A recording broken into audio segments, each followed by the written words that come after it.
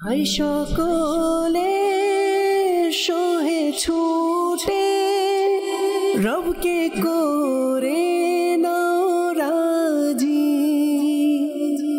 আলহামদুলিল্লাহি রাব্বিল আলামিন ওয়াসসালাতু ওয়াসসালামু আলা সাইয়্যিদিল মুরসালিন আম্মা বা'দ ফাআউযু বিল্লাহি মিনাশ শাইতানির রাজিম বিসমিল্লাহির রহমানির রহিম। আসসালাতু ওয়াসসালামু আলাইকা ইয়া রাসূলুল্লাহ ওয়া আলা আলিকা ওয়া আসহাবিকা ইয়া হাবিবাল্লাহ। আসসালাতু ওয়াসসালামু আলাইকা ইয়া নবিয়াল্লাহ ওয়া আলা আলিকা ওয়া আসহাবিকা ইয়া নূরাল্লাহ। মাদানী চ্যানেলের দর্শকবৃন্দ, দেখছেন অনুষ্ঠান রমজানের ডাক। যে যেখান থেকে আমাদের সাথে শরীক হয়েছেন আপনাদের সবাইকে জানাচ্ছি আমাদের এই অনুষ্ঠানের পক্ষ থেকে অসংখ্য শুভেচ্ছা এবং অভিনন্দন। আপনারা সকলেই জানেন যে এই অনুষ্ঠানে আমরা একটি নির্ধারিত বিষয়ের উপর আলোচনা করি। ইনশাআল্লাহ আজকেও একটি খুব সুন্দর বিষয় নিয়ে আমরা আলোচনা করতে যাচ্ছি। আসুন এর পূর্বে দরুদে পাকের ফজিলত শুনে নেই। আমাদের প্রিয় নবী রাসূল আরবি হুজুর নূর সাল্লাল্লাহু আলাইহি ওয়াসাল্লাম ইরশাদ করেন, যে ব্যক্তি আমার উপর সকালে 10 বার ও সন্ধ্যায় 10 বার দরুদ শরীফ পাঠ করবে, কাল কিয়ামতের দিন আমি তার জন্য সুপারিশ করব। সুবহানাল্লাহ। 10 বার দরুদে পাক পড়ে এত বড় মহান ফজিলত প্রতিদান আমরা পেতে পারি যদি আমরা এটার উপর আমল করতে পারি। তো নিয়ত করি ইনশাআল্লাহ আমরা এটার উপর আমল করব। সাল্লু আলাল হাবিব সাল্লাল্লাহু তাআলা আলা মুহাম্মদ সাল্লাল্লাহু তাআলা আলাইহি ওয়াসাল্লাম। সালাতাম ওয়া সালামান আলাইকা সাইয়্যিদি ইয়া রাসূলুল্লাহ। দর্শকবৃন্দ, আজকে আমাদের আলোচনার বিষয় হচ্ছে জান্নাতের সৌন্দর্য। যে জান্নাত, এটা কে না পেতে চায়, কে না যেতে চায়? সকল মুমিন মুসলমান এটাই তামান্না, এটাই আশা, এটা আকাঙ্ক্ষা যে যাতে আমরা জান্নাতে যেতে পারি। দুনিয়াতে কেউ ভালো কাজ করে, কেন করে? জান্নাতে যাওয়ার আশায়। এবং সেই জান্নাতে যেতে চায় যে জান্নাতে আল্লাহ তাআলা অনেক নিয়ামত দ্বারা সজ্জিত করে রেখেছেন। জান্নাতকে কি দিয়ে তৈরি করা হয়েছে এবং জান্নাতের সৌন্দর্য কেমন, ইনশাল্লাহ আমরা সেটা জানার চেষ্টা করব। আমির আহলে সুন্নাত দামাত বারকাতুহুল আলিয়া আমাদেরকে একটি দোয়া শিখিয়েছেন। সে দোয়া হচ্ছে যে যখনই আমরা দোয়া করব, এটাই দোয়া করব যে হে আল্লাহ, আমাদেরকে জান্নাতুল ফিরদৌসে তোমার হাবিবের প্রতিবেশিত্ব নসিব করো। জান্নাত তো 8টা আছে, জান্নাতের অনেক প্রকারভেদ আছে, কিন্তু যে জান্নাতে নবী পাক থাকবেন সেই জান্নাত যদি আমাদের নসিব হয় তাহলে সদা সর্বদা ওই জান্নাতে নবী পাকের দিদার নসিব হবে। তো আমরাও যখনই দোয়া করব তখন নবীর সাথে জান্নাতুল ফিরদৌসে প্রতিবেশী হওয়ার দোয়া করব। আল্লাহ তাআলা আমাদের সবাইকে তৌফিক দান করুক, নসিব করুক। আজকে আমাদের সাথে মোবালিকে দাওয়াত ইসলামী হিসেবে উপস্থিত আছেন আমাদের কাউসার ভাই এবং সাইফুল ভাই ইনশাআল্লাহুল কারীম। ওনাদের কাছ থেকে আমরা আলোচনা শুনব। নাতখা হিসেবে আমাদের আসাদ ভাইও আছেন, ওনার কাছ থেকে আমরা কালাম শুনব। আসুন আলোচনায় যাওয়ার আগে আমরা একটি কালাম শুনি, এরপর ইনশাআল্লাহ আজকের আলোচনার দিকে আমরা অগ্রসর হব। সাল্লাল্লাহু আলাইকা ইয়া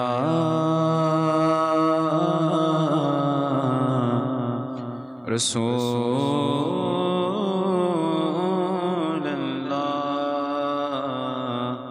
ওয়া সাল্লাম আলাইকা ইয়া হাবিবাল্লাহ। আমিও মদিনাতে যাব, আজ না হয়তো কাল যাব। প্রিয় নবী আমায় ডাকিবে, আজ না হয়তো কাল যাব। সাল্লাল্লাহু আলাইকা ইয়া রাসূলুল্লাহ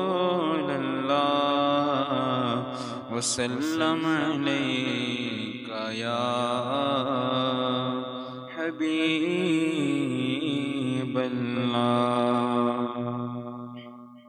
উঠা দো পর্দা, दिखा दो चेहरा, उठा दो पर्दा,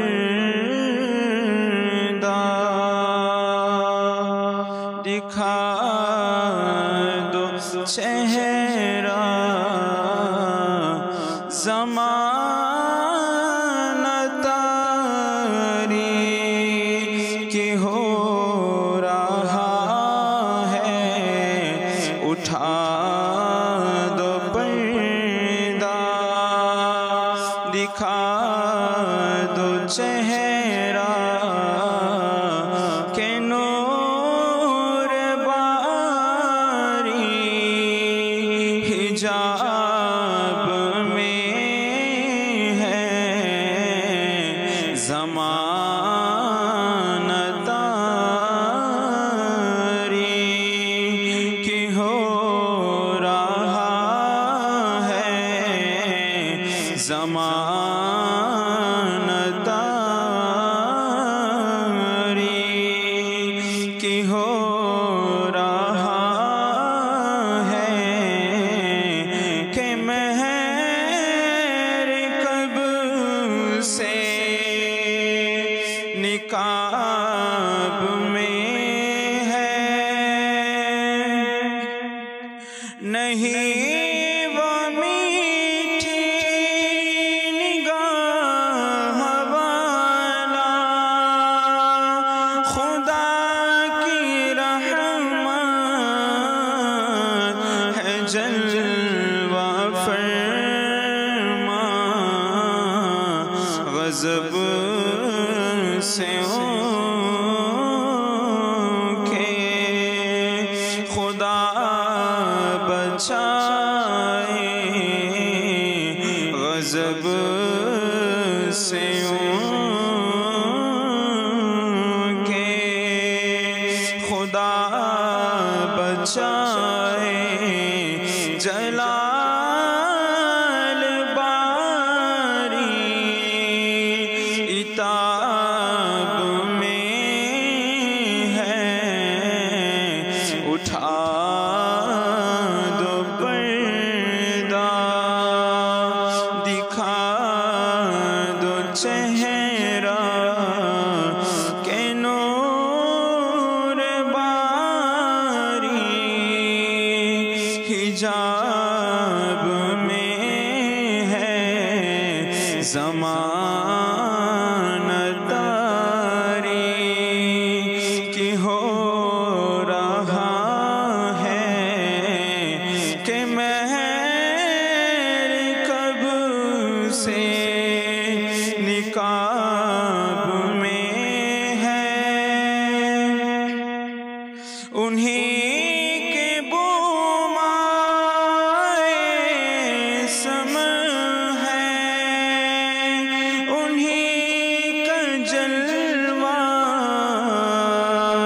چمن چمن ہے انہیں کے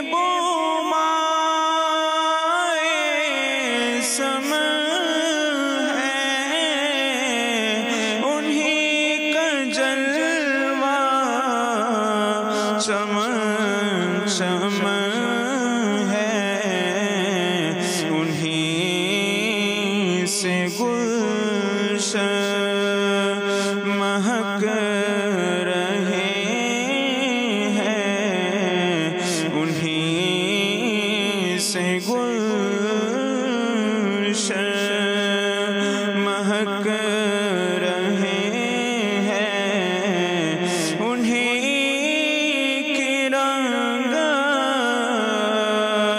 گلاب میں ہے اٹھا دو پردہ دکھا دو چہرہ کہ نور باری حجاب میں ہے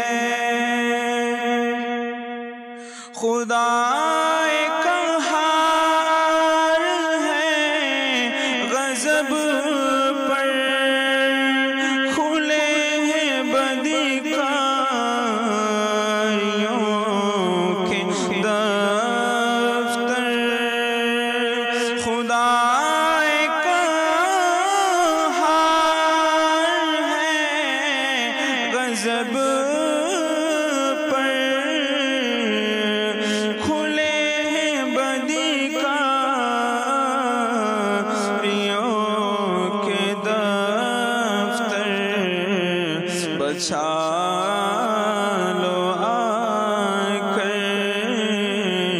शफीए महशर बचा लो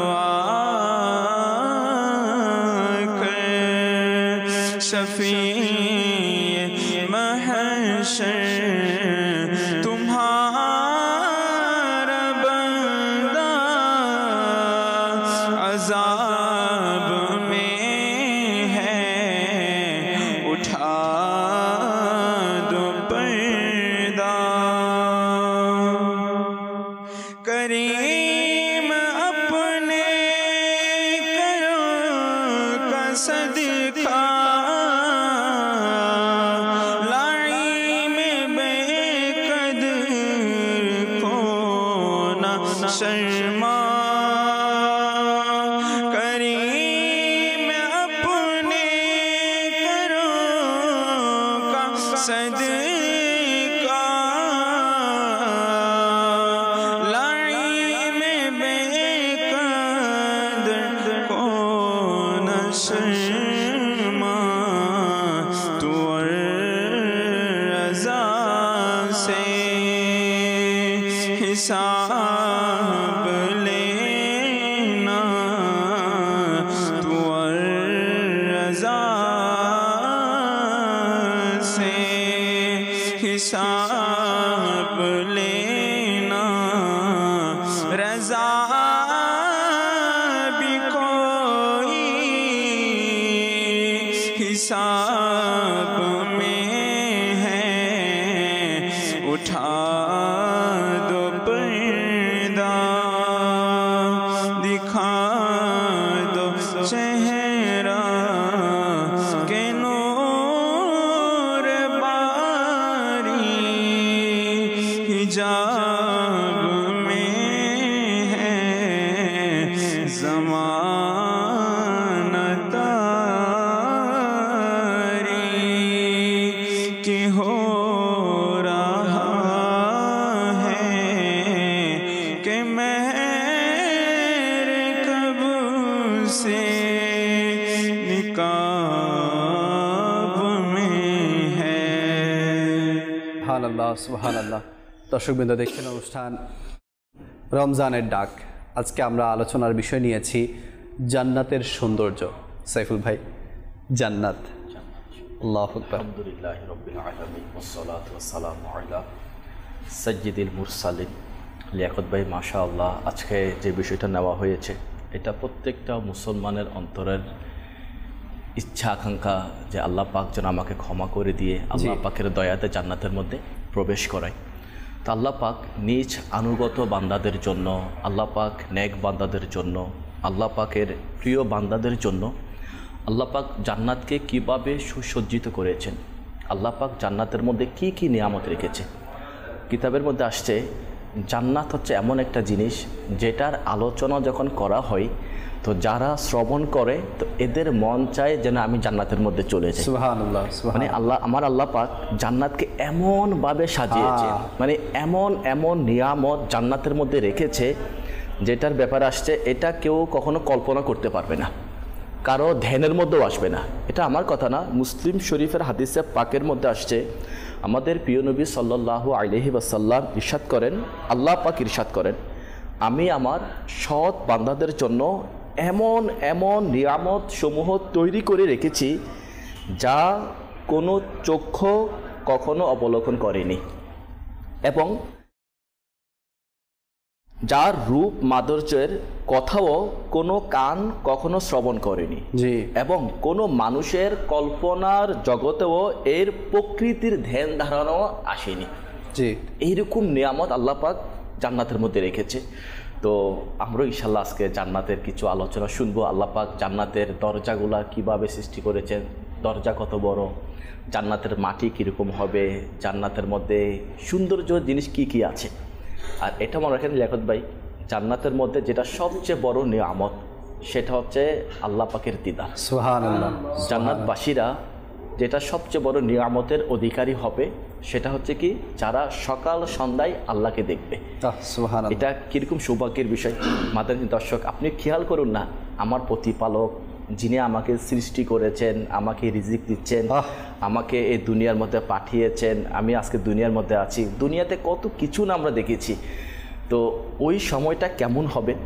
যাকে সদা সর্বদা স্মরণ করছি, ডাকছি, যার জন্য রোজা রাখছি, যার জন্য ইবাদত করছি, যার জন্য নামাজ পড়তেছি, মানে সকল কিছু আমরা আল্লাহ পাকের জন্যই করতেছি। তো এই যে আমাদেরকে আল্লাহ পাক দিদার দিবে, ওই মুহূর্তটা কেমন হবে যে আমি আমার আল্লাহকে দেখব, আমি আমার প্রতিপালককে দেখবো জান্নাতের মধ্যে। আচ্ছা, আমরা এখন তো আমার নবীর জন্য কান্না করি, অনেকে আছে মাশাআল্লাহ আমার নবীর বিরহে, আমার নবীর কল্পনায় আল্লাহ রাসূলের জিয়ারত পাওয়ার জন্য চোখ থেকে পানি আসে, এটা বড় সৌভাগ্যের বিষয়। তো জান্নাতের মধ্যে গেলেও মানুষ রাসূল পাক সাল্লাল্লাহু আলাইহি ওয়াসাল্লামকে জিয়ারত করতে পারবে, আল্লাহ রাসূলের প্রতিবেশী হতে পারবে। তো এই জান্নাতের মধ্যে যেই নিয়ামতগুলো আছে, এর কিছু নিয়ামতের কথা আরজ করব, কারণ এটার এমন নিয়ামত আল্লাহ রেখেছেন, এমন সৌন্দর্য করে সৃষ্টি করেছেন, এটা বলে দিন চলে যাবে, রাত চলে যাবে, মাস চলে যাবে, বছর চলে যাবে, কিন্তু জান্নাতের নিয়ামতের আলোচনা শেষ হবে না। তো বরকতের নিয়তে বাদানিজনের দর্শক, আমরাও শুনি, আপনিও শুনুন যে আমার আল্লাহ পাক জান্নাতের মধ্যে কি কি নিয়ামত রেখেছে, যেটার কথাই শুনলেই মন চাই যেন জান্নাতের মধ্যে চলে যায়, আল্লাহ যেন আমাদেরকে জান্নাতের মধ্যে পাঠিয়ে দেয়। তো আসুন, আমিন। জান্নাতের ব্যাপারে সাহাবায়ে কিরাম আলাইহিমুর রিদওয়ানু আমার নবী দরবারের মধ্যে আরজ করেছিলেন। সাহাবী রাসূল হযরতে সাইয়েদুনা আবু হুরায়রা রাদিয়াল্লাহু তাআলা আনহু থেকে বর্ণিত, তিনি বলেন, আমরা আরজ করলাম, ইয়া রাসূলুল্লাহ সাল্লাল্লাহু আলাইহি ওয়াসাল্লাম, জান্নাত এবং এর নির্মাণ সম্পর্কে আমাদেরকে অবগত করুন। আল্লাহ যে জান্নাত সৃষ্টি করেছেন, এর ভিতরে যে জিনিসগুলো নির্মাণ করেছেন, এর সৌন্দর্যগুলো কি কি আমাদেরকে আরজ করুন। আমার প্রিয় নবী সাল্লাল্লাহু আলাইহি ওয়াসাল্লাম এখানে বুঝার বিষয় যে জান্নাত এর কথা কাকে জিজ্ঞেস করে? কোনো জিনিসের ব্যাপারে যে জানে তাকে তো জিজ্ঞেস করে, যে দেখেছে তাকে জিজ্ঞেস করে, তাকে জিজ্ঞেস করে। সাহাবায়ে কেরামের আকীদা হচ্ছে এটা, আমার নবী জান্নাত দেখছে। সুবহানাল্লাহ। আর হাদিসে পাকের মধ্যে স্পষ্টই আছে, মিরাজ রাতের মধ্যে, মিরাজ রজনীর মধ্যে আল্লাহ পাকের প্রিয় নবী সাল্লাল্লাহু আলাইহি ওয়াসাল্লাম জান্নাতের মধ্যে প্রবেশ করেছেন, জান্নাতকে অবলোকন করেছেন, জান্নাতকে কি কি নিয়ামত রয়েছে সকল কিছু দেখেছে। তো সাহাবায়ে কেরামের আকীদা হচ্ছে এটা, আমার নবী জান্নাতের ব্যাপারে সকল কিছু জানেন। আর যিনি সবচেয়ে বেশি হাদিস বর্ণনা করেছেন আবু হুরায়রা রাদিয়াল্লাহু তাআলা আনহু, ইনি বলতেছে, হুজুর একটু বলেন না আল্লাহ পাক জান্নাতকে কিভাবে সৃষ্টি করেছেন, এর নির্মাণ সম্পর্কে আমাদেরকে অবগত করুন। তখন আমাদের প্রিয় নবী সাল্লাল্লাহু আলাইহি ওয়াসাল্লাম ইরশাদ করলেন, কি জানেন?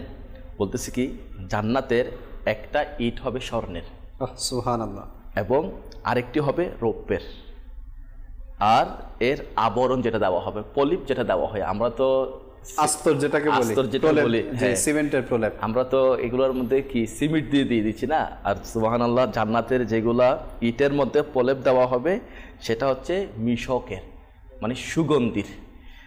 আচ্ছা, এরপর এর কঙ্কর পাথরগুলো হবে মুক্তা ও ইয়াকুতের। সুবহানাল্লাহ, সুবহানাল্লাহ। আচ্ছা, এবং এর মাটি হবে জাফরানের। লেখাত ভাই দেখেন, দুনিয়াবি তো আমরা অনেক ঘর দেখি না, কখনো যদি অন্য কোনো দেশের মধ্যে যাওয়া হয়, কি সুন্দর বাড়ি, কি সুন্দর ঘর, কি সুন্দর দেখতে মনে হচ্ছে, অথচ এটা ফানা হয়ে যাবে। কোরআনে পাকের মধ্যে আল্লাহ বলতেছে, কুল্লু মান আলাইহা ফান, দুনিয়াতে যা কিছু আছে সব ধ্বংস হয়ে যাবে। যত সুন্দর থেকে সুন্দর, দামি থেকে দামি, যত বড় অট্টালিকা হোক না কেন, এগুলা ধ্বংস হয়ে যাবে। কিন্তু জান্নাতের কোনো কিছু ধ্বংস হবে না, এটা চিরস্থায়ী। দুনিয়ার মধ্যে যেগুলো আছে এগুলা ক্ষণস্থায়ী, এগুলা একটা সময় আসবে যে যা কিছু আছে দুনিয়াতে সব ধ্বংস হয়ে যাবে। জান্নাতের যে নিয়ামতগুলো আল্লাহ সৃষ্টি করেছেন ওগুলো কোনো কিছু ধ্বংস হবে না। আচ্ছা, আমরা তো ইট সম্পর্কে শুনলাম এবং এর সুগন্ধি সম্পর্কে শুনলাম না, এবার আসুন আমি ওইটা শোনাচ্ছি, জমিন কেমন হবে। জান্নাতের জমিন আমাদের জানা দরকার না? কাশ যদি এমন হয়ে যায়, আল্লাহ পাক যেন আমাদেরকে নিজের দয়াতে জান্নাতের মধ্যে প্রেরণ করে। আমিন, আমিন। আমার আল্লাহ পাক কি রকম ভাবে, কি সুন্দর আলিশান ভাবে জান্নাতকে সৃষ্টি করেছেন, এর জমিন এত সুন্দর। কিতাবের মধ্যে আসছে, আবু হুরায়রা রাদিয়াল্লাহু তাআলা আনহু থেকে বর্ণিত, আমাদের প্রিয় নবী সাল্লাল্লাহু আলাইহি ওয়াসাল্লাম ইরশাদ করেন, জান্নাতের জমিন হবে ধবধবে সাদা এবং এর ময়দান হবে কাফুরের, এবং চতুষ্পার্শ্বে থাকবে বালির টিলার মতো মিশকের দেওয়াল এবং তথায় নহর সমূহ প্রবাহিত হবে। তাহলে লিয়াকত ভাই দেখেন আল্লাহ পাক জান্নাতের মধ্যে কি নিয়ামত, জমিন সাদা হবে, টিলা হবে, এগুলা সুগন্ধির টিলা, যেখান থেকে সুগন্ধি বের হবে। আমরা তো আমাদের দেশের মধ্যে দেখি জমিনের পাশে থাকে যেগুলো, এখানে দুর্গন্ধ বের হয়ে আসে না। আর জান্নাতের নিয়ামত আলহামদুলিল্লাহ, কোনো দুর্গন্ধ থাকবে না, কোনো ময়লা থাকবে না।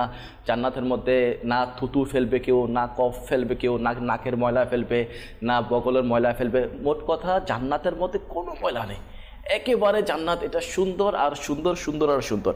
এর দরজার ব্যাপারে আসছে কিতাবের মধ্যে। জান্নাতে যে আমরা প্রবেশ করবো আমরা সবাই জানি, অবগত আছি। আল্লাহ পাক জান্নাত সৃষ্টি করেছে 8টি এবং জাহান্নাম সৃষ্টি করেছে 7টি। ইনশাআল্লাহ যদি সময় হয় আমরা জান্নাতের নামগুলো শুনবো, যে জান্নাতের মধ্যে জান্নাত কোন কোন জান্নাত, নামগুলো কী কী, ইনশাআল্লাহ এটাও জানবো। আর এটাও আমরা ইনশাআল্লাহ জানবো যে আল্লাহ পাকের দয়াতে জান্নাত থেকে কোন কোন জিনিসগুলো দুনিয়ার মধ্যে আসছে। এর কিছু জিনিস আমরা জানবো যে এই জিনিসগুলা জান্নাত থেকে দুনিয়ার মধ্যে আল্লাহ পাক প্রেরণ করেছেন। তো আসুন আগে এটা জানি, জান্নাতের দরজাটা কত বড় হবে। আমরা তো জান্নাতের মধ্যে যাবো ইনশাআল্লাহ, আমরা আমার নবীর উম্মত আছি, আমার নবীর দয়া থেকে ইনশাআল্লাহ আমরা জান্নাতের মধ্যে যাবো। তো জান্নাতের দরজাটা কেমন হবে, তো এটা কিতাবের মধ্যে এভাবে আসছে, সহিহ মুসলিম শরীফের মধ্যে আসছে এভাবে। হযরতে সাইয়েদুনা উতবা বিন গাজাওয়ান রাদিয়াল্লাহু তাআলা আনহু হতে বর্ণিত, রসুল পাক সাল্লাল্লাহু আলাইহি ওয়াসাল্লাম ইরশাদ করেন, জান্নাতের দরজাসমূহের 2 চৌকাঠের মাঝখানের ব্যবধান হবে 40 বছরের রাস্তার সমপরিমাণ। আল্লাহু আকবার। তাহলে লিয়াকত ভাই আপনি একটু ভেবে দেখেন জান্নাত এটা কত বড় হবে। তাহলে তো দরজার এক কিনা থেকে আরেক কিনা দেখাই যাবে না। হ্যাঁ, এক কিনা থেকে আর কিনা দূরত্ব 40 বছরের দূরত্ব হবে। আল্লাহু আকবার। তাহলে একটু ভেবে দেখেন আমার আল্লাহ পাক জান্নাতকে কত বড় বানিয়েছেন। এর বড় সম্পর্কে আমরা শুনি, যেহেতু দরজা তো এত বড় হবে, যেটা দরজা এত বড় হয় সেটার ভিতরের অবস্থা কত বড় হতে পারে। এই ব্যাপারে হাদিসে পাকের মধ্যে তিরমিজি শরীফের মধ্যে একটা হাদিস শরীফ আসছে যে আমার আল্লাহ পাক জান্নাতকে কত বড় সৃষ্টি করেছে। আল্লাহু আকবার। মানে জান্নাতে কত লোক আসছে না দুনিয়ার মধ্যে, যারা আল্লাহ পাকের দয়াতে জান্নাতে, আমার নবীর উম্মত জান্নাতে যাবে, অন্য নবীর উম্মতরা জান্নাতে যাবে, যাদের ক্ষমাপ্রাপ্ত হবে, ঈমান নিয়ে যাবে, তারাও জান্নাতের মধ্যে যাবে। তো এই যে 8টা জান্নাত, আমরা যদি চিন্তা করি আদম আলাইহিস সালাম থেকে শুরু করে এই পর্যন্ত কিয়ামত পর্যন্ত কত মানুষ দুনিয়াতে আসছেন, কতজন জান্নাতে যাবে, কত মানুষ জান্নাতে যাবে, এটা কত বড় হতে পারে।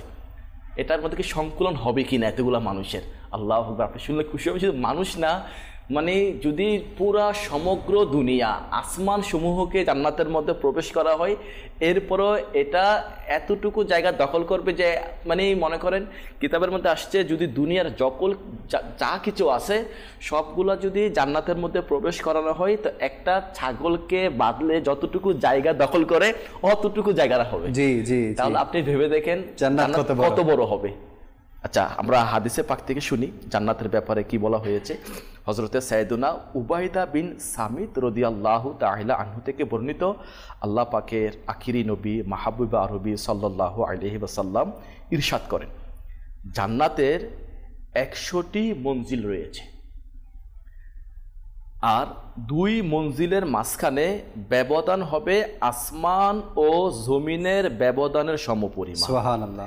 এবং 1 মঞ্জিল হতে অপর মঞ্জিলের দূরত্ব হবে আসমান ও জমিনের দূরত্বের সমান।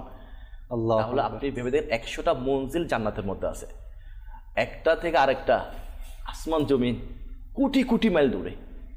তাহলে একটু যদি কল্পনার জগতে আমরা ভাবি, কল্পনা তো আসবেই না, এটা তো আমরা হাদিসে পাকের মধ্যে শুনছি না, কেউ কল্পনার মধ্যে আনতেও পারবে জান্নাত কিরকম, হয়তো ভাববে।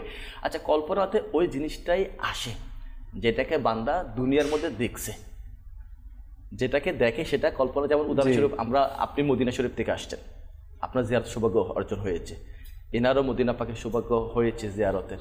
আল্লাহ পাক আমাদের সবাইকে আবার নসিব করুন। আমিন আমিন। তো এখন যদি আপনি চোখ বন্ধ করেন, আপনার কাছে সবুজ গম্বুজ ধ্যানে আসবে, কিরকম বলতে পারবেন, রোজা পাক কিরকম বলতে পারবেন, মাটিগুলা কিরকম, কোথা থেকে ঠান্ডা হাওয়া আসতেছে, এটা আপনার মুহূর্তের মধ্যে চলে আসবে। কেন? দেখেছেন। তো যেই জিনিসটা দেখা যায় সেটা কল্পনার মতো নিয়ে আসা যায়। তো জান্নাত তো কল্পনাতেও আসবে না। কেন? আমরা তো কপালের চোখ দিয়ে দেখিও না জান্নাতকে, বা স্বপ্নের মতো দেখি না জান্নাত হবে না। তো জান্নাত এত বড় হবে যেটা কোনো মানুষের আকলের মতো আসবে না। তো এর ব্যাপারে আরেকটা হাদিসে পাক আমি শোনাচ্ছি যে জান্নাত এটা কত বড় হবে। তিরমিজি শরীফের হাদিস পাক, হযরতে সাইয়েদুনা আবু সাঈদ রাদিয়াল্লাহু তাআলা আনহু হতে বর্ণিত, রাসূল পাক সাল্লাল্লাহু আলাইহি ওয়াসাল্লাম ইরশাদ করেন, জান্নাতে 100টি মঞ্জিল রয়েছে। এর একটি মঞ্জিলে যদি সমস্ত জগতের মানুষও সমবেত হয়, তবুও তা তাদের জন্য সংকুলন হবে। আল্লাহু আকবার, সমস্ত আল্লাহু জগৎ, আকবার। দুনিয়াবাসী, আসমানবাসী যারা আছে, জি, এরা সবাই যদি একটা মঞ্জিলের মধ্যে, মঞ্জিল আছে 100টা, আপনি দেখেন এক মঞ্জিলের মধ্যে যদি সমস্ত জগৎবাসীও প্রবেশ করে, তাও এটা তাদের জন্য হয়ে আরো জায়গা বাঁচবে। আরো 99টা কি আছে? খালি আছে। তাহলে ভেবে দেখেন লিয়াকত ভাই, জান্নাতের মধ্যেই তো জিনিসগুলো না, মঞ্জিলটা তো জান্নাতের মধ্যেই, তাহলে জান্নাত এটা কত বিশাল, কত বড় হবে। আল্লাহু আকবার। এই জান্নাত তারাই পাবে না, কারা পাবে? জান্নাতে আমরা সবাই যেতে চাই, জান্নাতের নিয়ামতগুলো আমরা শুনতেছি, জান্নাতের কিছু ঝলক আমরা শুনতে পাচ্ছি যে আল্লাহ পাক জান্নাতকে মুক্তা মণি, মুক্তা স্বর্ণের, রূপের দিয়ে সৃষ্টি করেছেন। জমিন হবে সাদা ধবধবে, সুগন্ধি বের হবে, চারিদিকে নূর আর নূর, চারিদিকে সুবহানাল্লাহ, নিয়ামত আর নিয়ামত। তো এটা কারা পাবে? এই জান্নাতের নিয়ামতগুলো কারা পাবে? আসুন কোরআন পাকের মধ্যে আমরা জেনে নিই যে আমার আল্লাহ পাক জান্নাতকে কার জন্য রেখেছেন, কারা জান্নাতের নিয়ামতগুলো পাবে। যেমন পারা 15 সূরা কাহাফ আয়াত নং 30 এবং 31-এর মধ্যে আমাদের প্রিয় আল্লাহ আজ্জা ওয়াজাল এভাবে ইরশাদ করেছেন, নিশ্চয়ই যারা ঈমান এনেছে এবং সৎকর্ম করেছে এবং তাদের শ্রমফল বিনষ্ট করি না, যাদের কর্ম ভালো হয় তাদের জন্য রয়েছে বসবাসের বাগান, যার পাদদেশে নদী প্রবাহমান। সুবহানাল্লাহ। তাহলে লিয়াকত ভাই, এই আয়াতে পাকের যেটা অর্থ আমি আপনাদেরকে আরজ করলাম, এখান থেকে আমরা স্পষ্ট বুঝতে পারলাম আল্লাহ পাক জান্নাত বিশেষ করে তাদের জন্য যারা ঈমান এনেছে এবং ঈমান আনার পরে ভালো কাজ করতে হবে। সৎ কাজ করলে এগুলো কোনো আল্লাহ পাক বিনষ্ট করে দেবে না, কারণ আল্লাহ পাক বান্দার কোনো আমলকে জায়া করে দেবে না। যে অনুপরিমাণ ভালো করবে সে তা দেখতে পাবে, এটা আল্লাহ পাকের আদেশ। ফামাই ইয়ামাল মিসকালা যাররাতিন শাররান ইয়ারা ওয়া মাই ইয়ামাল মিসকালা যাররাতিন খায়রান ইয়ারা। আচ্ছা, প্রথমে এটা হবে ফামাই ইয়ামাল মিসকালা যাররাতিন খায়রান ইয়ারা ওয়া মাই ইয়ামাল মিসকালা যাররাতিন শাররান ইয়ারা। যে অনুপরিমাণ ভালো কাজ করবে, খয়র ভালো কাজ করবে, সেটা দেখতে পাবে। সুবহানাল্লাহ। এই আয়াতের তাফসীরের মধ্যে পড়লাম যে যদি ঈমানদার ব্যক্তি দুনিয়ার মধ্যে ভালো কাজ করে থাকে, এটা শুধু ঈমানদার না, যারাই করবে, কাফেরদের ক্ষেত্রে এভাবে আসছে, যারা বিধর্মী এদের ক্ষেত্রে এভাবে আসছে, এরা যদি ভালো কাজ করে, এদের ভালো কাজটা আল্লাহ পাক দুনিয়ার মধ্যে এদেরকে দিয়ে প্রতিদান দিয়ে দিবে, এরা আখিরাতে পাবে না, কেন ঈমান আনে নেই। কারণ প্রথম শর্ত হচ্ছে কি? ঈমান আনতে হবে। তো এই জন্য এরা দুনিয়ার মধ্যে এটা প্রতিদান পেয়ে যাবে, আখিরাতে এরা পরিপূর্ণ ক্ষতিগ্রস্ত হবে। আর মুমিন যদি দুনিয়ার মধ্যে খারাপ কাজ করে থাকে, যদি কোনো গুনাহ করে থাকে, তো এর প্রতিদান সে দুনিয়াতে পাবে, শাস্তি পাবে। এরপরে শাস্তি দিয়ে সে যে ভালো কাজ করছে ওগুলোর পরিপূর্ণ প্রতিফল আখিরাতের মধ্যে পাবে। সুবহানাল্লাহ, সুবহানাল্লাহ। প্রথম কথা হচ্ছে এটা ঈমান আনতে হবে এবং ভালো কাজ করতে হবে।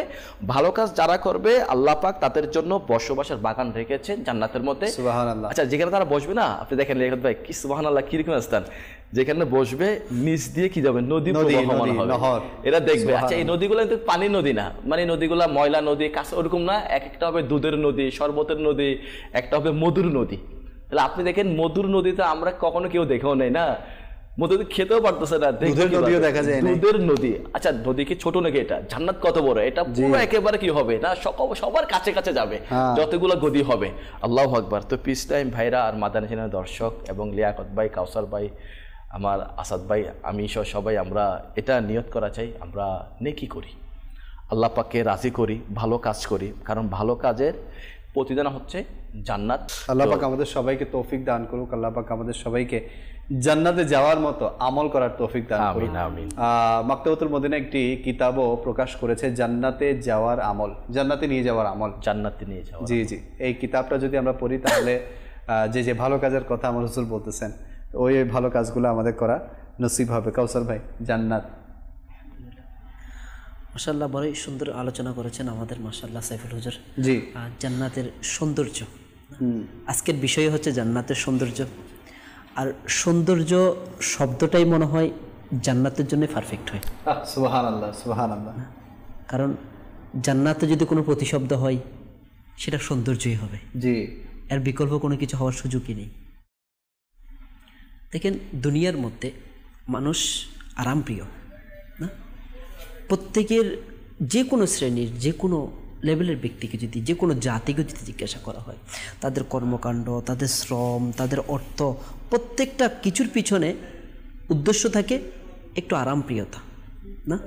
আমার একটা আরামপ্রিয়তা বলতে আমার একটা ভালো ঘর হোক, জি, হ্যাঁ, আমার বাসস্থানটা আরামপ্রিয় হোক, হ্যাঁ, আমার পোশাকটা উত্তম হোক, আমার খাবার দাবারের যেটা মেনু থাকবে সেটা বেটার হোক, না? আমার চলাফেরা, আমার শান শৌকত মর্যাদা, আমার চলাফেরার ক্ষেত্রে, হ্যাঁ, আমার বাহন, এটা সর্বোত্তম বাহন হোক। জি, জি, যার কাছে সাইকেল আছে, হায় কাশ আমার একটা মোটর সাইকেল হয়ে যায়, মোটর সাইকেল আছে তো কাশ আমার একটা কার হয়ে যায়, না? তো এভাবে করে মানুষের চাহিদা বাড়তেই থাকে। তা আমাদের বাহনের ক্ষেত্রে সর্বোচ্চ গুমান কতটুকু যেতে পারে,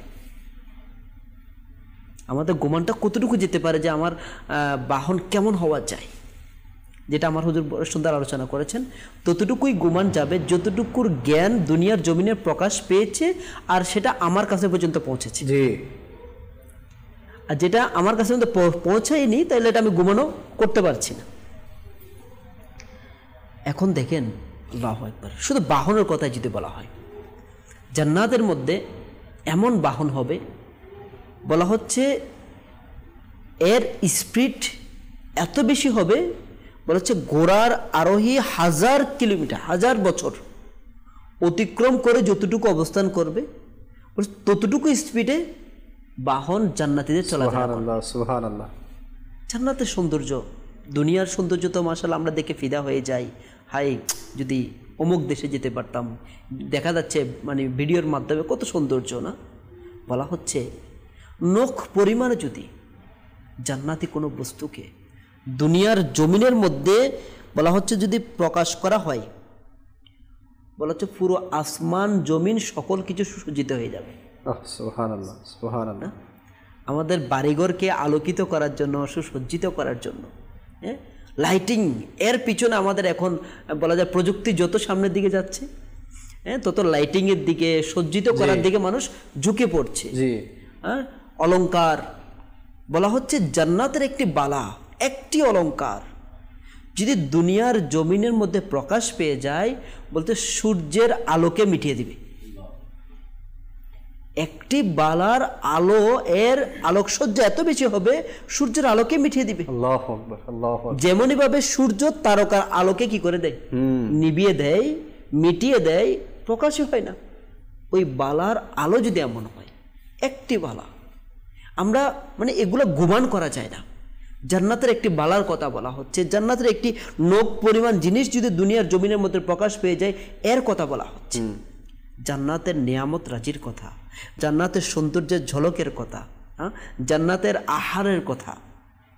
এখন তো আমাদের বলা যায় মানুষ আহারের দিকে, খাদ্য বেশ মানে বিভিন্ন না আইটেমগুলোর প্রতি, যেমন বুফে আইটেম, না, বিভিন্ন প্যাকেজ করা হয়, 70টা একসাথে, 80টা একসাথে, বিশাল প্যাকেজ করা আছে, কিন্তু খেতে পারছে না। একটা লিমিটেশন আছে, উন্মুক্ত দেওয়া আছে, কিন্তু কি একটা জায়গার বিষয় আছে, এর বাইরে খেতেও পারছে না, কিন্তু চাচ্ছে, নফস চাচ্ছে, কিন্তু সে কি করতে পারছে না, আচ্ছা খেতে পারছে না। 1 নম্বর বিষয় এখানে। 2 নম্বর প্রতিবন্ধকতা কোথায়, সে 70টা খাদ্য খেয়ে 70 রকমের স্বাদ নিচ্ছে। জি, বলেছে জান্নাতের একটি গ্রাস, সুবহানাল্লাহ, একটি গ্রাস, একটি লোকমার মধ্যেই 70 রকমের খাবারের স্বাদ সে অনুভব। সুবহানাল্লাহ, সুবহানাল্লাহ, সুবহানাল্লাহ। আবার সেটা প্রত্যেকটা একটা থেকে একটা আলাদা হবে, আবার একসাথেই অনুভূত হতে থাকবে, না? যেখানে আমার নফস চাচ্ছে, এতগুলো খাবার চোখের সামনে আছে, আমি টাকাও দিয়ে রাখছি, কিন্তু আমার জন্য উন্মুক্ত করা আছে, আমি খেতে পারছি না। বলা হচ্ছে জান্নাতের মধ্যে যত ইচ্ছা, যা ইচ্ছা, নফস চাইছে মাত্র, প্রকাশ করে নাই, মুখের সামনে জবান দিয়ে বলে নাই, না? ইচ্ছা হয়েছে পাখি দেখে, আল্লাহ আল্লাহ আল্লাহ আল্লাহ, ভুনা খাবো, ভুনা খাবো, সামনে ফ্রাই হয়ে চলে আসছে, বুনা হয়ে চলে আসছে, সুবহানাল্লাহ। 70 রকমের খাবার থাকবে, সুবহানাল্লাহ, 70 রকমের খাবার সবগুলাই খাবে। আল্লাহ আল্লাহ। বলা হচ্ছে একটা ঢেকুর দেওয়ার সাথে সাথে সব হজম। আচ্ছা, হজম হবে মানে হালকা ঘাম বের হবে, বলছে ওই ঘাম সুগন্ধিময় হবে। সুবহানাল্লাহ, সুবহানাল্লাহ। বলা হচ্ছে একজন ব্যক্তির জন্য 10,000 খাদিম নিযুক্ত থাকবে। আল্লাহ, জান্নাতের একজনের জন্য 10,000 খাদিম।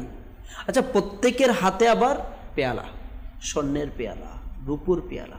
এটা আসলে মানে কল্পনাও করা যায় না। মানে বাদশাহীদের আমরা গল্প শুনেছি, অনেক সম্রাটের গল্প শুনেছি না, অনেক বড় বড় হস্তিদের গল্প শুনেছি, কিন্তু কখনো এটা চিন্তা করা যায় না যে একজনের জন্য 10,000, এটা মুখে বলা, প্র্যাকটিক্যালি 10,000 তাদাদ কিন্তু যেমন তেমন নয়। হ্যাঁ, 10,000 মানুষকে দাঁড় করিয়ে দিলে এটা তো বিশাল একটা ময়দান হয়ে যাবে।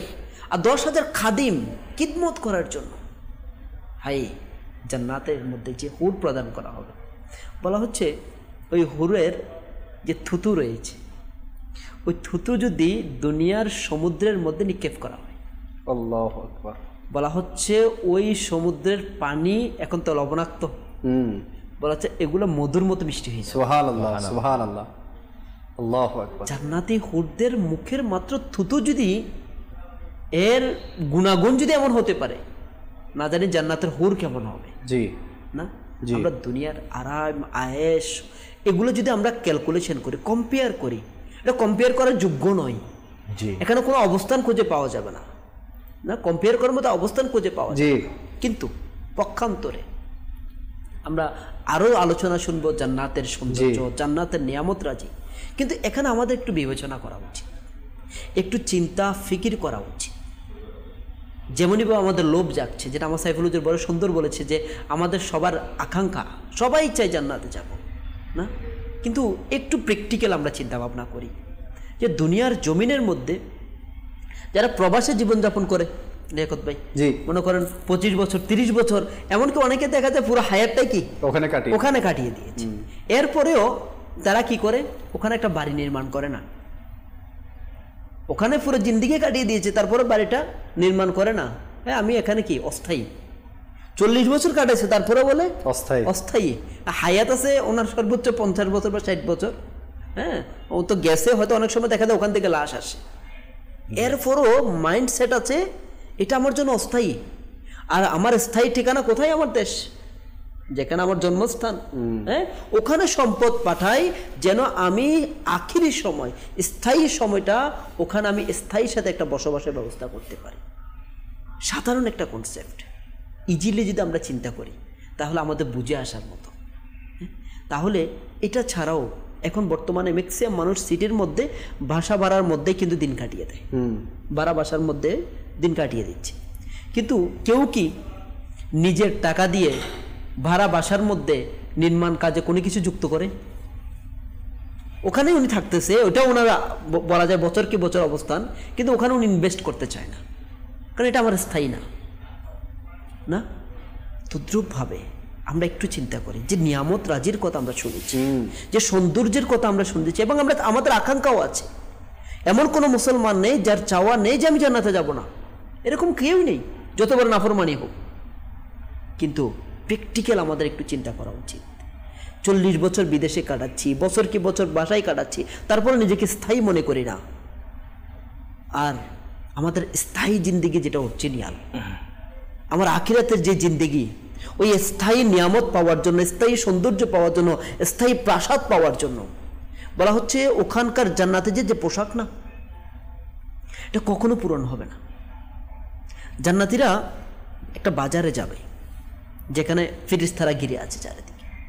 হ্যাঁ, ওখানে যা ইচ্ছা চাইবে সে নিতে পারবে, কেনা বেচা হবে না। এখন বলা হচ্ছে একজন জান্নাতি আর একজন জান্নাতীর সাথে সাক্ষাৎ হবে। এখানে আবার পদমর্যাদা অনুযায়ী সাক্ষাৎ হবে, উঁচু মানের যারা রয়েছেন বা হ্যাঁ তা কর্ম অনুযায়ী। যখন সে উঁচু মানের জান্নাতীকে দেখবে তখন ওনার পোশাকের মানও উন্নত হবে, ওনার মনে মনে একটু খেয়াল আসবে, হাই হ্যাঁ এখানে ওনার পোশাক কত উন্নত, সাথে সাথে নিজের পোশাক দেখবে যে না আমারটাও না উন্নত, জাদুর মতো মনে হয়, জাদুর মতো পরিবর্তন হয়ে গেছে, না আমারটা উন্নত। কেননা জান্নাতের মধ্যে চিন্তার কোনো স্থান নাই, আফসোস করবে না মানুষ, আফসোসের কোনো স্থান নাই, চিন্তার কোনো স্থান নাই, আমাদের কোনো রকম হিংসা করার কোনো স্থান নাই, নেগেটিভ কোনো কিছুর স্থান ওখানে নেই। আল্লাহু আকবার। হ্যাঁ, যেমনভাবে আপনি বলেছেন যেখানে আমাদের প্রস্রাব, পায়খানা, থুতু, লালা, ময়লা, আবর্জনা, হ্যাঁ এগুলো কোনো কিছুর স্থান নেই। বলছে বছর কি বছরে পোশাক কখনো পুরাতনই হবে না। জি হ্যাঁ, দুর্গন্ধের কোনো অবস্থানই নাই, চিরস্থায়ী স্থান এটা। স্থায়ী। কে না পাইতে চায়, সবাই চাওয়ার। আপনি দেখেন না ইয়া ভাই, এই আপনি যদি কোনো একটা মানুষকে জিজ্ঞেস করেন ভাই আপনি কি জান্নাতে যাবেন নাকি জাহান্নামে যাবেন, জি, এমন কোনো ব্যক্তি না সজ্ঞান ব্যক্তি সে বলবে আমি জাহান্নামে যাব, কেউ বলবে না যে সে জাহান্নামে যাবে, সবাই চাই জান্নাতে যাবে। কিন্তু যদি জিজ্ঞেস করি নামাজ পড়েন, নামাজ পড়ে না, চেহারাতে দাঁড়িয়ে নেই, সুন্নতের উপর আমল নেই, জান্নাতে যাওয়ার আমলগুলো সে করে না। না করার কারণ কি জানেন? বর্তমান যুব সমাজ বলেন, বিশেষ করে আমি এদের কথা আলোচনা করছি, কারণ মানুষ গুনাহের যেটা সিলসিলা এটা যুবক অবস্থায় করে, যৌবন থাকা অবস্থায়। বার্ধক্যের মধ্যে মানুষ যখন পৌঁছে যায় অত গুনাহ করতে পারে না যেগুলো যুবকরা করতে পারে। তো এই যে জান্নাতে যাওয়ার যেটা বাধা, কারণ আমরা এখন যে আলোচনা শুনতে পাচ্ছি এটা আমাদের দিলের মধ্যে একটা ইচ্ছা জাগতেছে, কাশ যদি এটা আমি হয়ে যাই, জান্নাতি পোশাক আমি পরবো। এটাকে যদি কেউ দেখতো না দুনিয়ার মধ্যে জান্নাতি পোশাক, তার চোখের পাওয়ার চলে যেত। জি, মানে এরকম পাওয়ারফুল পোশাক এটা আসছে এভাবে আসছে মাশাআল্লাহ, নিজের পোশাক নিজে দেখে নিজে বেহুশ হয়ে যেত। হ্যাঁ, মানে নিজেই বেহুশ হয়ে পড়ে যেত যে ওই পোশাকের কি দেখে, হ্যাঁ সৌন্দর্যটা দেখে। এই যে একটু চিন্তা করি, মনে করেন জান্নাতের একটা, আমাদের দুনিয়ার একটা প্রাসাদ নির্মাণ করতে, একটা বিল্ডিং নির্মাণ করতে, দেখেন একটা মানুষের কি পরিমাণ হায়াত, শ্রম, অর্থ, অনেক কিছু ব্যয় হয় না? আচ্ছা, জান্নাতে ঘর পাওয়ার জন্য কি করতে হবে, কত বছর পরিশ্রম করতে হবে, কত কোটি টাকা জোগাড় করতে হবে এটা কেনার জন্য। হ্যাঁ দেখেন হাই, আমাদের জন্য আল্লাহ তাআলা কত সহজ করে দিয়েছে। হাদিস মুবারকের সারমর্ম হচ্ছে, দুজন ব্যক্তি, একজন অন্যায়কারী, একজন নিরপরাধ, পরিস্থিতির কারণে ঝগড়ার পরিস্থিতি দাঁড়িয়ে গেছে।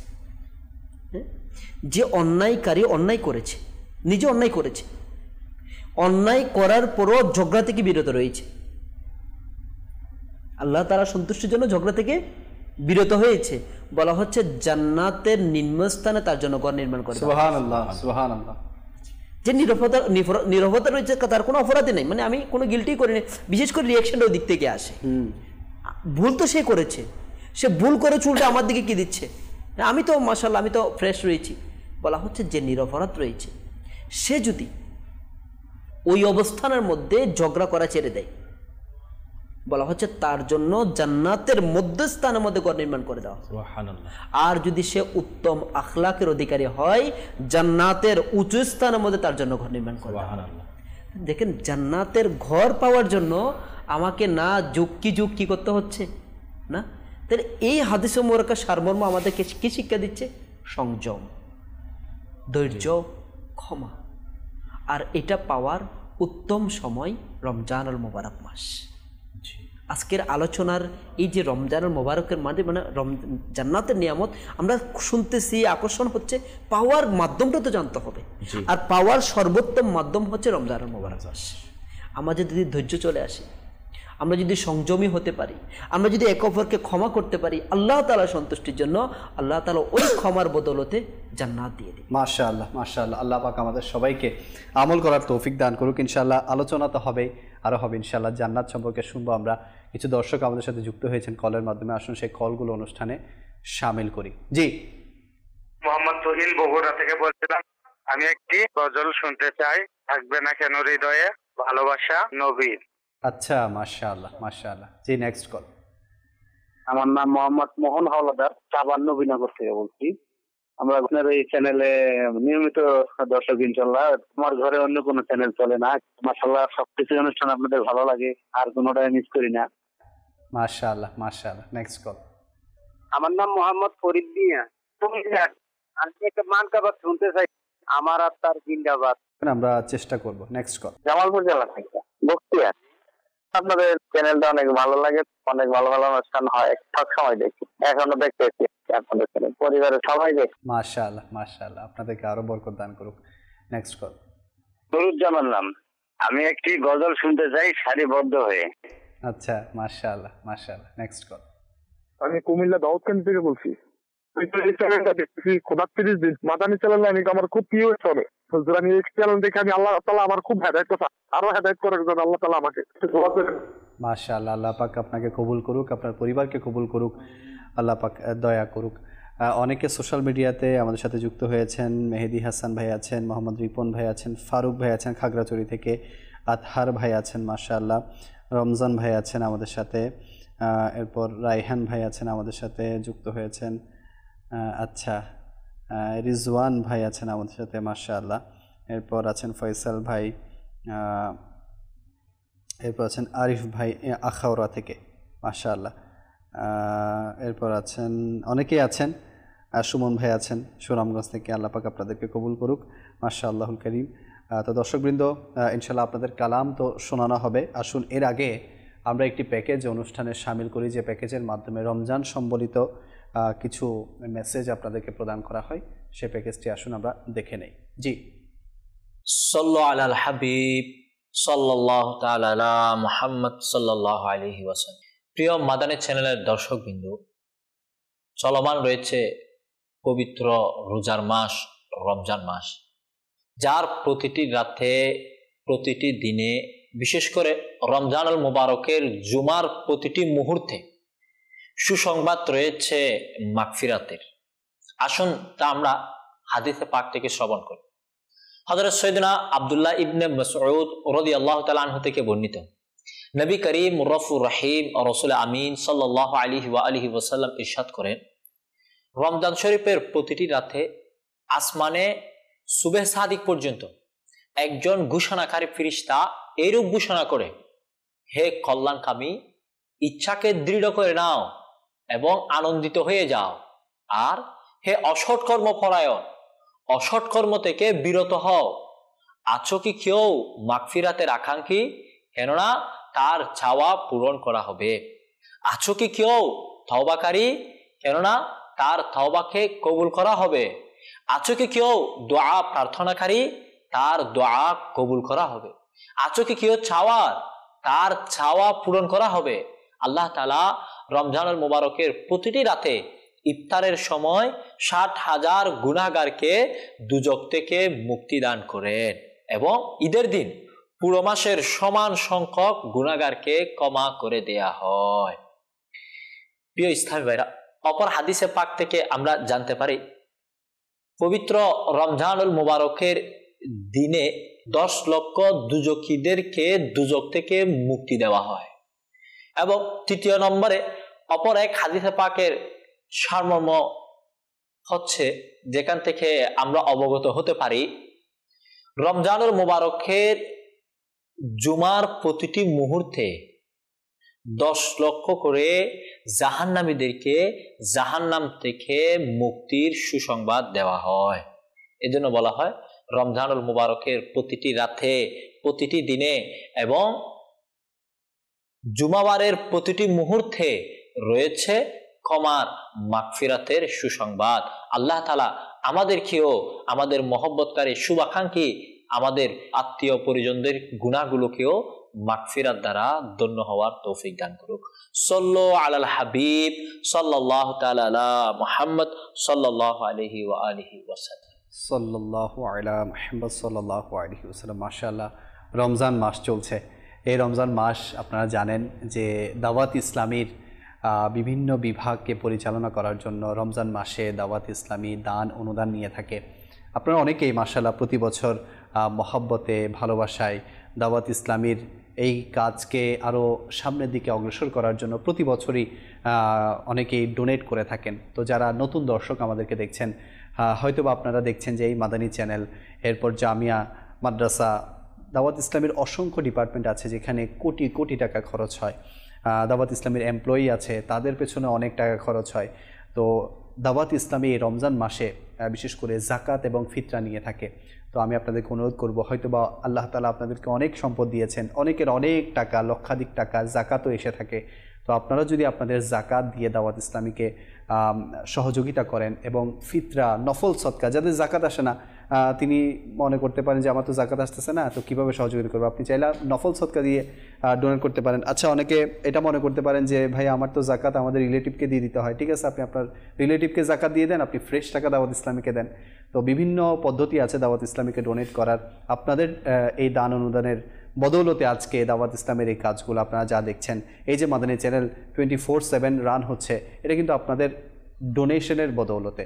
তো দাওয়াত ইসলামী আপনাদের ডোনেশনের বদৌলতেই এ পর্যন্ত এসেছে। ইনশাল্লাহ আগামীতেও আপনাদের ডোনেশনের বদৌলতে সামনে অগ্রসর হবে। তো বলবো যে যেহেতু রমজান মাস চলছে, দানের ফজিলত অনেক বেশি। তো স্ক্রিনে আপনারা প্রায় সময় জাকাত, ফিতরা, দান, অনুদানের নাম্বার দেখতে পান, ব্যাংক অ্যাকাউন্ট দেখতে পান, বিকাশ নাম্বার দেখতে পান। তো আমি বলবো যে আপনি নিজেও ডোনেশন করুন এবং আপনার যারা আত্মীয় স্বজন আছে তাদের থেকেও আপনার ডোনেশন নিয়ে দাওয়াত ইসলামীকে সহযোগিতা করুন। আসুন একটি কালাম অনুষ্ঠানে সামিল করে এরপর ইনশাআল্লাহুল করিম আমরা আমাদের যে বিষয় জান্নাতের সৌন্দর্য সেদিকে অগ্রসর হব।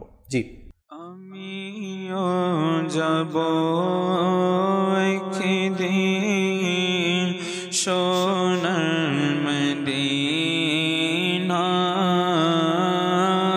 আমিও যাব একদিন সোনার মদিনা, পুরা হবে আমার মনে বাসনা,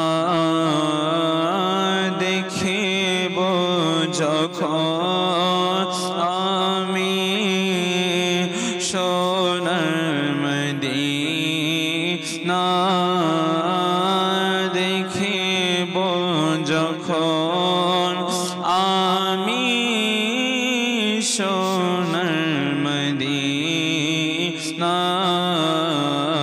দূর হবে তখন মনের সব যাতনা। প্রিয় নবী কবে আমায় ডাকবে মদিনায়, বলবো গিয়ে আমি মনে দুঃখ সেথায়। প্রিয় নবী কবে আমায় ডাকবে মদিনায়, বলবো গিয়ে আমি মনের দুঃখ সেথায়, মনের দুঃখ সেথায়। কাফেলা হাজি রে যখন দেখিয়া মি,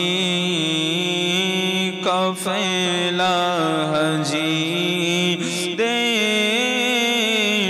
যখন দেখিয়া মি, আমার মনে ইচ্ছে জাগে যেতে মদিনা, যে রওজা শরীফে জিয়ারত করেছে, শাফাআত তার তরে ওয়াজিব হয়েছে, ওয়াজিব হয়েছে। শাফাত প্রিয় নবী প্রিয় মদিনায়, শাফাত প্রিয় নবী প্রেতে মদিনায়। চলো না চলো না সোনার মদিনা, লন্ডন প্যারিসে যারা যেতে চায়, পাবে না খুঁজে তারা কবু শান্তি সেথায়। লন্ডন প্যারিসে যারা যেতে পাবে না খুঁজে তারা কবু শান্তি সেথায়, কবু শান্তি সেথায়। পেতে চাই যারা মনে চির প্রশান্তি, পেতে চাই যারা মনে চির প্রশান্তি, তারা যেন যায় দেখিতে সোনার মদিনা। মদিনার বিরহে যারা কেঁদে সারা,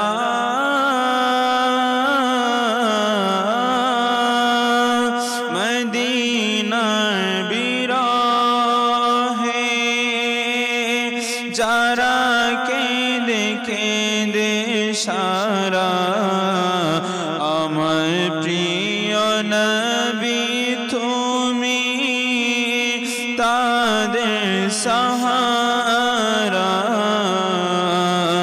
তাদের সাহারা। প্রিয় নবী তুমি তাদের দেখে মদিনায়, প্রিয় নবী তুমি তাদের দেখে মদিনায়। বিরহ জ্বালা তাদের মনে দূর করো না, আমিও যাব একদিন সোনার মদিনা, পূরণ হবে আমার মনের বাসনা।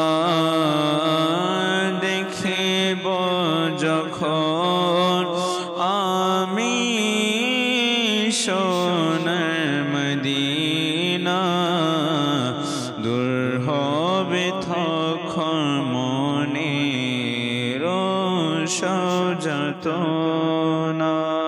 মাশাআল্লাহ মাশাআল্লাহ, মারহাবা মারহাবা। দর্শকবৃন্দ, কতই আশিকে রসুল মদিনায় যাচ্ছে মাহে রমজানকে কাটাবার জন্য। আমি প্রায় সময় অনুরোধ করে থাকি, যাদেরকে আল্লাহ পাক সম্পদ দিয়েছে, যাদেরকে আল্লাহ পাক তৌফিক দিয়েছে, মাহে রমজান মদিনায় কাটাবেন, মাহে সিয়াম মক্কায় কাটাবেন, মক্কায় তাওয়াফ করবেন রমজানে। সুসংবাদ এসেছে, যারা পবিত্র রমজানে ওমরা করতে যায় তাদেরকে হজের সমপরিমাণ সওয়াব দেয়া হয়। তো কেন আপনারা যারা সম্পদশালী আছেন, যাদেরকে আল্লাহ পাক সম্পদ দিয়েছে, তৌফিক দিয়েছে, কেন আপনারা রমজানে নিজ দেশে থাকবেন? নিজ দেশে থেকে কী লাভ? হ্যাঁ, সেখানে গিয়ে যদি আপনি সবুজ গম্বুজ দেখে দেখে ইফতার করেন, সাহারি করেন, ইবাদত রিয়াজত করেন, আমার নবীকে সালাম জানান, এর চাইতে বড় স্বাদের আর কি আছে? আল্লাহ পাক তৌফিক আমাদেরকেও করুক, আমরাও যাতে মাহে রমজানে মক্কা মদিনায় যেতে পারি। দর্শক, দেখছেন অনুষ্ঠান রমজানের ডাক, আলোচনা চলছে জান্নাতের সৌন্দর্য। জান্নাতীদেরকে সর্বপ্রথম খাবার কি দেওয়া হবে? আলহামদুলিল্লাহ, পাকের মধ্যে আসছে যারা জান্নাতের মধ্যে প্রবেশ করবে আল্লাহ পাকের দয়াতে, এদেরকে খাবার হিসেবে যে খাবারটা সর্বপ্রথম আহার করানো হবে জি, তা হচ্ছে মাছের কলিজার কিনারা। সুবহানাল্লাহ সুবহানাল্লাহ। আরো আশ্চর্যের বিষয় হচ্ছে এই, যেই মাছের কলিজার কিনারা খাওয়ানো হবে ওই মাছটা দুনিয়ার মধ্যে আছে। আল্লাহু আকবার। দুনিয়াতে আছে? দুনিয়ার মধ্যে আছে। আল্লাহু আকবার। আর সেটা কি? সেটা হচ্ছে এই যে পুরো দুনিয়াটা যেটার উপরে অবস্থান করতেছে সেটাই হচ্ছে মাছ। ওই মাছের উপরে পুরো দুনিয়াটা অবস্থান করতেছে। তো মাছ যখন সৃষ্টি করা হলো, রাখা হলো, নড়তেছিল, এর উপরে পাহাড় তুলে দেওয়া হলো, এরপরে এটা কি হয়ে গেছে, মানে নাড়াচাড়া এটা বন্ধ হয়ে গেছে। এই যে ভূমিকম্প হয় না, এটা কিন্তু ওই মাছ যখন কি করে নাড়া দেয়, তখন ওই ভূমি কি হয়, থরথর করে কাঁপে। তো এটা বড়ই সৌভাগ্যের বিষয় যারা আমরা চাই আমিও জান্নাতের মধ্যে গেলে জান্নাতের প্রথম মাছের কলিজার কিনারা আহার করব, খাওয়ার সৌভাগ্য অর্জন করব, তাদেরকে অবশ্যই জান্নাতে যাওয়ার আমলগুলো করতে হবে। লিয়াকত ভাই আসলে বড়ই চিন্তারও বিষয়, খুশিরও বিষয়।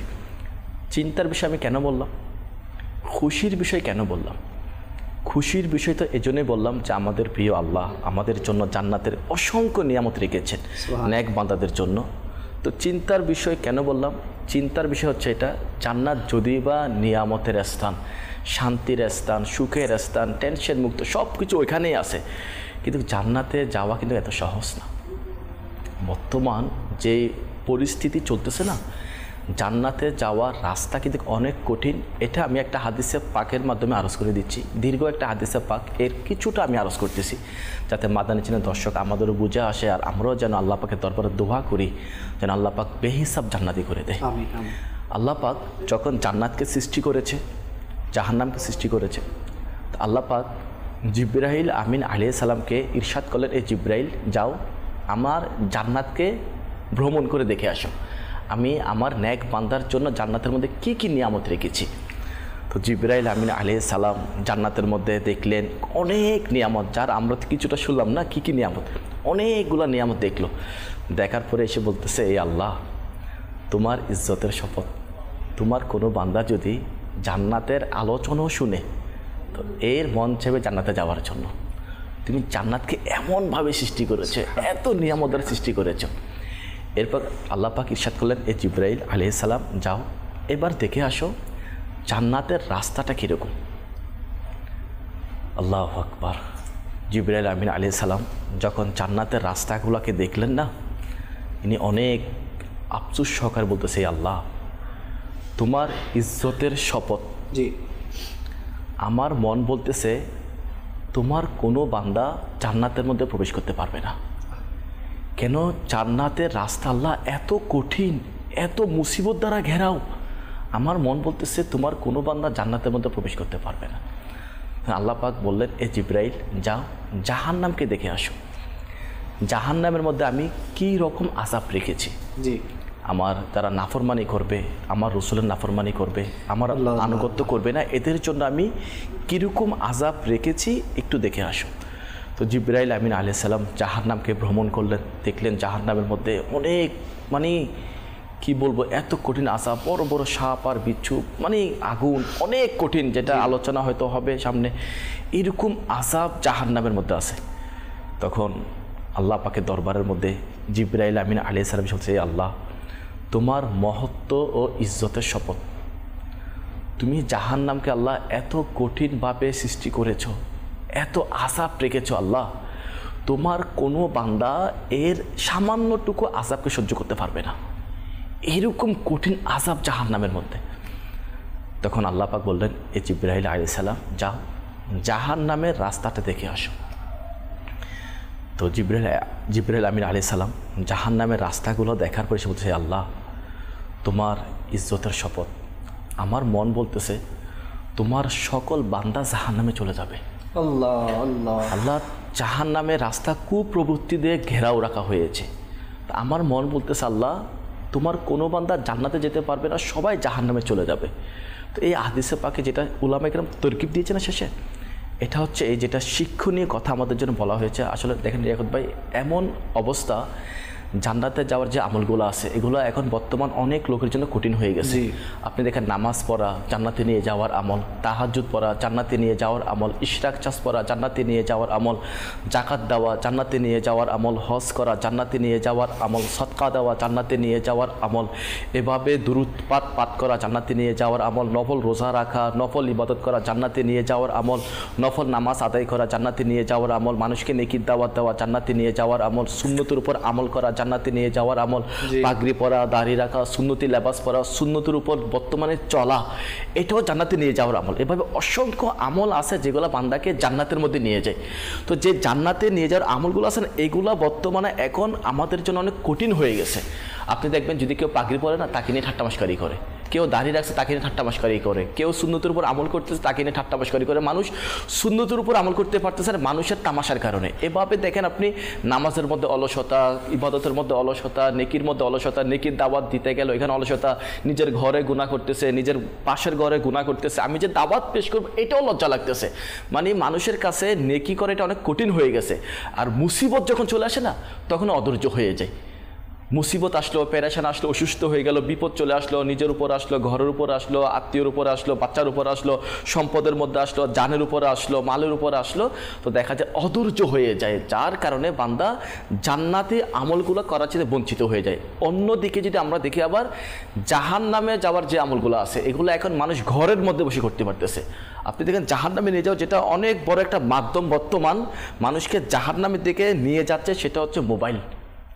এটা যদিও বা এটা দিয়ে ভালো কাজ করা যাচ্ছে, কয়জন এটার ভালো ব্যবহার জানে?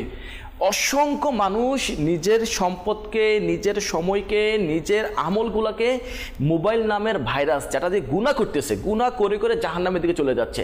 মানুষ যেগুলোর কারণে জান্নাতি আমল থেকে দূরে থাকে জাহান্নামের দিকে চলে যাচ্ছে, যেই জিনিসগুলো মানুষকে বরবাদ করে দেয় এর মধ্যে একটা হচ্ছে নারী, যেটা পূর্ববর্তী উম্মত যারা ছিল অন্য নবীদের ইনাদের উম্মতদেরকে যে বরবাদ করে দিয়েছে না, এর মধ্যে একটা বড় বিপদ হচ্ছে নারী।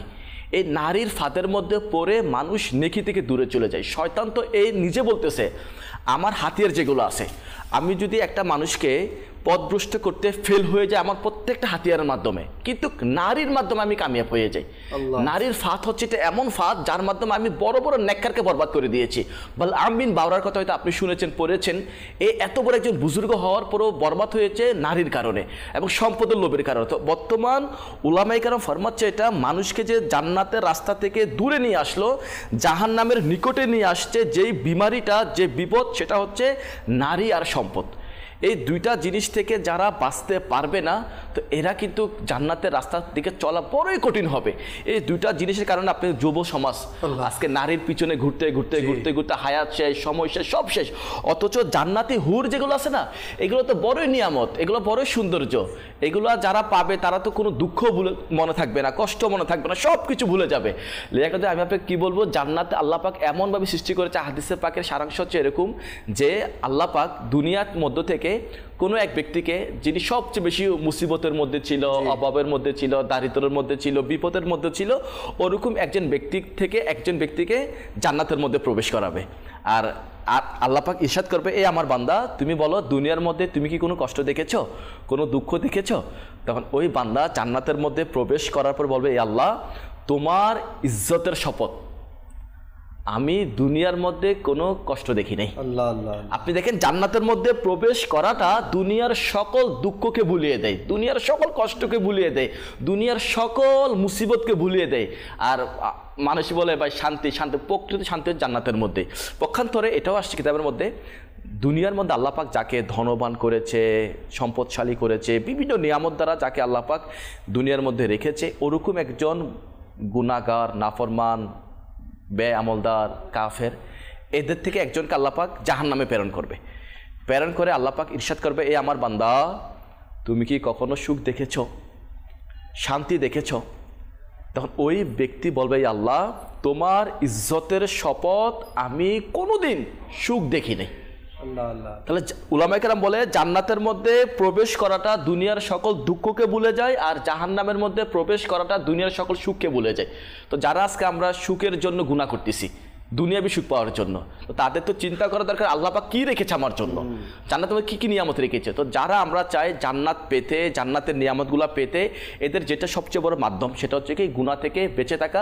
হাদিসে পাকে ইরশাদ হয়েছে যে সবচাইতে বেশি হুর পাবে কে, জান্নাতের মধ্যে সবচেয়ে বেশি হুর পাবে কে? বলা হচ্ছে আমার প্রিয় নবী সাল্লাল্লাহু আলাইহি ওয়াসাল্লাম ইরশাদ করতেছে যে আমার উপরে বেশি পরিমাণে দুরূদ শরীফ পাঠ করবে সে জান্নাতের মধ্যে সবচেয়ে বেশি হুর পাবে। জান্নাতের মধ্যে কারা বেশি যাবে? এক হাদিসে পাকের মধ্যে আসে কারা কোন মানুষগুলো জান্নাতের মধ্যে বেশি যাবে, আল্লাহু আকবার। হাদিসে পাকের মধ্যে আমার প্রিয় নবী সাল্লাল্লাহু আলাইহি ওয়াসাল্লাম ইরশাদ করেন, ওই ব্যক্তিরা বেশি যাবে যে আল্লাহকে ভয় করে এবং সুন্দর চরিত্রের অধিকারী আছে।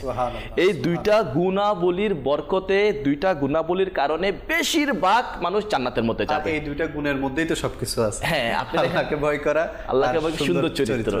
এই দুইটা গুণ থেকে আমরা অনেকে বঞ্চিত। আল্লাহকে ভয় করার ফজিলতের ব্যাপারে কোরআনের পাকের মধ্যে আসছে, সূরা আর রহমানের মধ্যে আল্লাহ পাক ইরশাদ ফরমাচ্ছে, বিসমিল্লাহির রহমানির রহিম, ওয়ালিমান খাফা মাকামা রাব্বিহি জান্নাতা, যে আপন রবের দরবারে দাঁড়াতে ভয় করে তার জন্য দুটি জান্নাত রয়েছে। এখন এই ভয় যদি থেকে যায়, আমার কাছে আল্লাহর ভয় আছে, তাহলে আমি কোনোদিন মিথ্যা কথা বলবো না। আমার কাছে আল্লাহ পাকের ভয় আছে, আমি টিভি বিসিআরও হারাম কিছু দেখবো না। আমার কাছে আল্লাহ পাকের ভয় আছে, আমি মা বাবাকে কষ্ট দেবো না। আমার কাছে আল্লাহর ভয় আছে, মুসলমানকে কষ্ট দেবো না। আমার কাছে আল্লাহ পাকের ভয় আছে, আমি নামাজও কাজা করবো না। আমার কাছে আল্লাহ পাকের ভয় আছে, আমি মারামারি কাটাকাটি, এর যে রমজান মাস আছে রোজও ত্যাগ করবো না। মোট কথা, আল্লাহ পাকের ভয় যার দিলের মধ্যে আছে সে গুনাহ থেকে বাঁচবে, নেকির কাজ করবে, এমন কাজ করবে যে কাজ তাকে জান্নাতের মধ্যে প্রবেশ করাবে। সুবহানাল্লাহ। জি কাউসার ভাই, প্রায় সময় শেষ হয়ে যাচ্ছে। জান্নাতের শেষ মাদানী ফুল, শেষ মাদানী ফুল হচ্ছে এটাই। মাশাআল্লাহ, আমার সাইফুল তো বড় সুন্দরভাবে উপস্থাপন করেছেন যে দুনিয়ার মধ্যে মুসিবত, পেরেশানি এগুলো আসবে। এক তো সুখের মোহের মধ্যে পড়ে জান্নাতকে ভুলে যাওয়া, জি, ধোকায় পড়ে যাওয়া। অপরদিকে পেরেশানি মুসিবতের মধ্যে পড়ে আখিরাতে বিপদগ্রস্ত হয়ে যাওয়া। আল্লাহ তাআলা প্যারা মাহবুব সাল্লাল্লাহু তাআলা আলাইহি ওয়াসাল্লাম এর বারগাহে রিসালাতের মধ্যে একজন মহিলা এসে বলল, ইয়া রাসূলুল্লাহ সাল্লাল্লাহু তাআলা আলাইহি ওয়াসাল্লাম, আমি মৃগী রোগী, আমরা যেটাকে বলি মৃগী রোগ, না মানে বেহুশ হয়ে যায়, এবং ওনাদের যখন বেহুশ হয়ে যায় না তখন আর কোনো কিছু কি থাকে না, হুঁশ থাকে না, সতর খুলে যায়, কাপড় চোপড়।